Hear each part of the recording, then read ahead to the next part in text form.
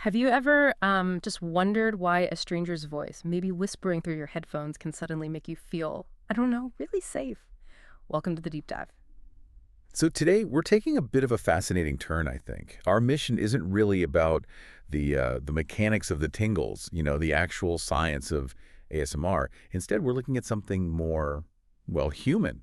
We're diving into why so many of us form these really deep, comforting attachments to ASMR creators. It's about loneliness, maybe, the need for attention, that really old, basic feeling of wanting to be noticed. Exactly. And if you look at the core of it, ASMR, fundamentally, Hmm. it isn't just about cool sound effects. It's about manufactured presence. It gives you this intense feeling that someone, somewhere, is giving you their full, undivided, gentle attention. And psychologically speaking, that's incredibly powerful, especially now, right? In a world that's just so full of distraction. Yeah. Genuine engagement feels rare. And look, if you find yourself connecting with these kinds of quiet conversations, if these moments help you slow down, please do make sure to subscribe. It's really how you help us keep creating spaces like this.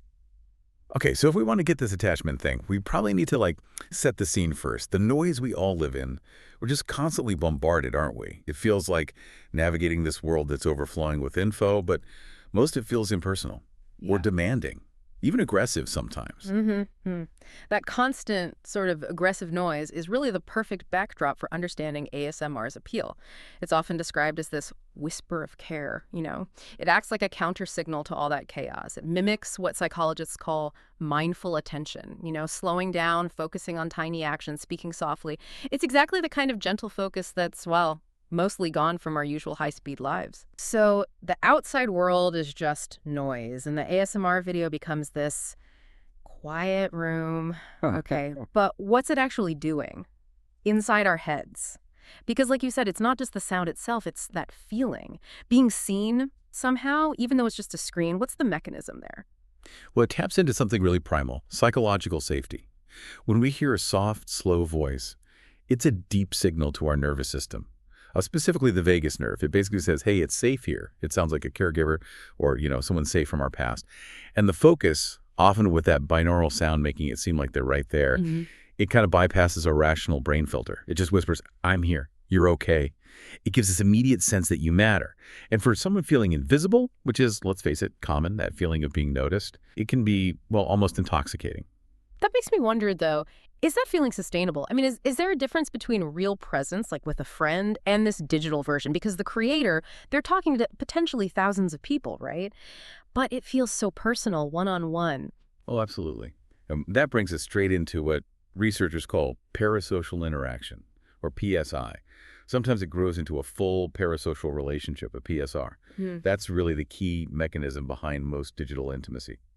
The listener feels like they're in a real conversation, even though, the creator has no idea who they are individually. It's fascinating, that blurring of lines. Why do we end up trusting these voices?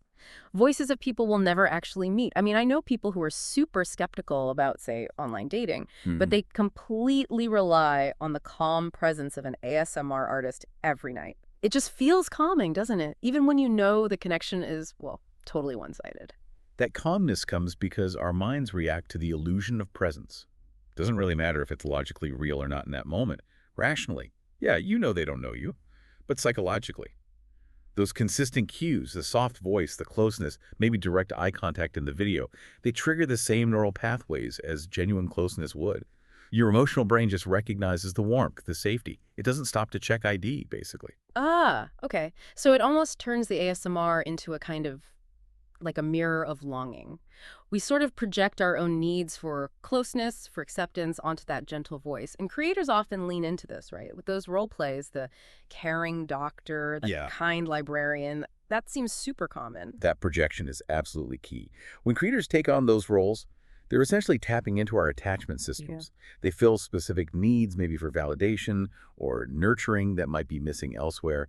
And the comfort feels real because, well, emotionally, it is real in that moment. A need is being met. It offers this structured, very safe way to feel vulnerable, which, let's be honest, is getting harder and harder to find out there in the real world. Right. That makes total sense why the attachment can feel so strong. But when people talk about, falling in love with an ASMR creator, it's Now, usually not romantic, is it? So let's unpack that a bit. What kind of intimacy are we actually talking about here? it's fundamentally about psychological intimacy. but crucially without the risk, without the complications, the potential for rejection. Think about what intimacy really means, knowing someone and feeling known by them. In ASMR, the listener feels known because the performance often speaks to these universal human needs, like the need for quiet acceptance. You can feel totally cared for, understood, all without the messy demands, the conflicts, the potential heartbreak of, actual two-way relationships. Wow, yeah. That sounds incredibly appealing, especially today when interacting can feel so high stakes, exhausting even. It's like affection in its safest form. It's predictable, Well, unspoken, unchallenged, all depending on hitting play. It asks literally nothing from you but promises that consistent calm, that comfort, that quiet presence. but, and this is an important but that comes up in the research, we do have to touch on the potential downside. Dependency. If this digital presence becomes the main source of feeling safe or validated, does that stop someone from taking the risks needed for real reciprocal relationships? That's a really crucial question. Do the sources give us a clear answer? Is ASMR like a healthy coping tool or potentially an emotional crutch that replaces something else? Well, the consensus seems complex, but it leans positive overall. Provided it's not a total replacement for all other human interaction, many experts see it functioning like a transitional object for adults, like a kid's security blanket. It's a tool, something used during stress or change to self-soothe, to practice feeling vulnerable in a place where there's zero judgment. In that safe digital bubble, people can kind of rediscover what it feels like to be soft, be vulnerable, to just be at peace. Modern life doesn't give us many chances for that. So it seems effective for regulating mood, anxiety, Hmm. helping people lower their guard.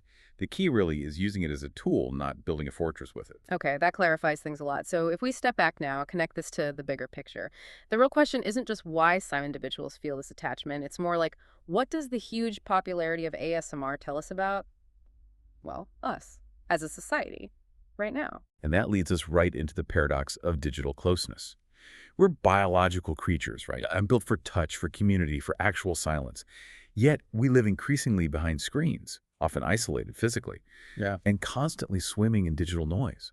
Research on things like social capital, even touch poverty, shows declines in physical connection and community involvement in many places. So ASMR's popularity, it can be seen as a huge sociological symptom, a sign of our collective loneliness, maybe. It bridges this massive emotional gap, offering that feeling of closeness even when we're physically distant. It shows there's this enormous unmet need for gentle attention. That's profound, isn't it? That something like binaural audio, a piece of technology, is filling such an ancient, almost mammalian need for reassurance. We're using headphones to get the kind of quiet intimacy that maybe historically came from just being around people, from touch. Precisely, and that's often why the attachment feels so strong. It's less about the specific person making the sounds and more about the reliable delivery of this incredibly scarce emotional resource. The creator becomes a symbol, a vessel for safety. Hmm. I think that realization really warrants just a moment, a pause. So, we'd like to invite you, listening right now, to just take a second and reflect on your own experience. What does ASMR actually make you feel? Is it just calm? Or does it touch something deeper? Maybe a need for connection. Short pause.